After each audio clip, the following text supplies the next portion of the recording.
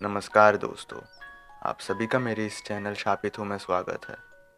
तो पहली बार मैं मेरे इस चैनल पे एक छोटा सा हॉरर एनकाउंटर वीडियो लेकर आया हूँ, जो कि मेरे दोस्त आर सिल्वा के द्वारा आप सभी को बताई जाएगी।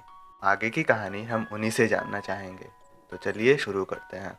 तो आज की कहानी है सिलचर के डॉन बॉस्को की, जो मैं आप सभी से शेयर करने जा रहा हूँ। तो बात है 2018 की, जब मैं बोर्ड्स का एग्जाम पास करके डॉन बॉस्को में एडमिशन लिया था।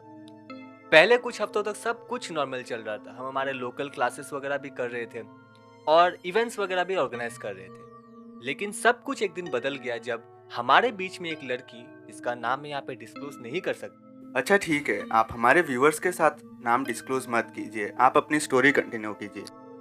तो सुबह 6 बजे हम सब चर्च में थे।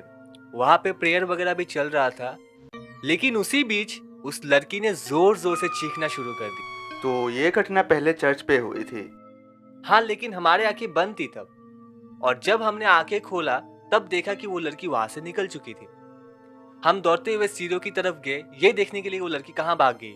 और हमने देखा कि वो लड़की अपने सर के बल गिरी। हम लड़के तब भी सिचुएशन को लेके इतना सीरियस नहीं थे।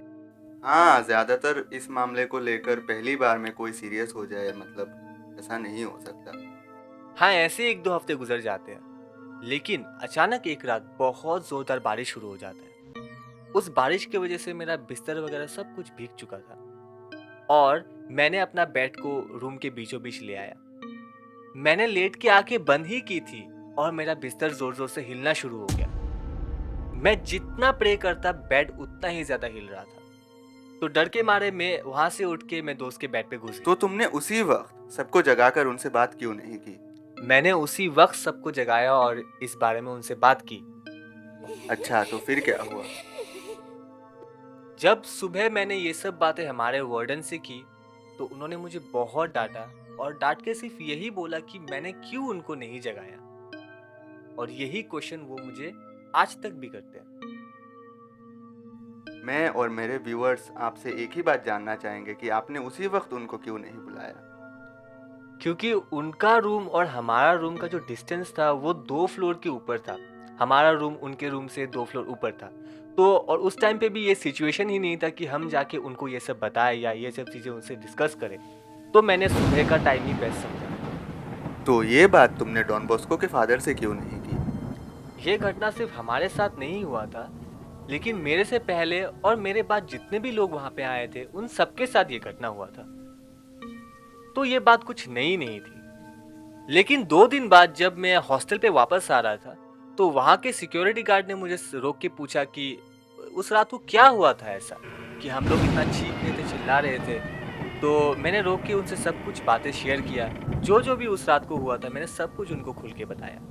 वो डरे नहीं, उल्टा अफसोस जता रहे थे कि क्यों ये सब चीजें मेरे साथ हुआ, या ये सब चीजें क्यों लोगों के साथ हो रहा है। फिर उन्होंने क्या कहा?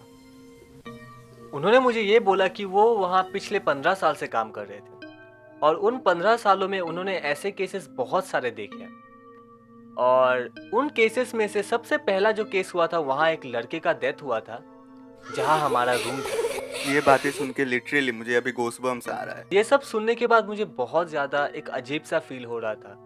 वो एनवायरनमेंट मुझे और पसंद नहीं आ रहा। ये सब सुनने के बाद अंकल ने हमें एक और बात बताया कि गर्ल्स हॉस्टल का भी वही हालत था।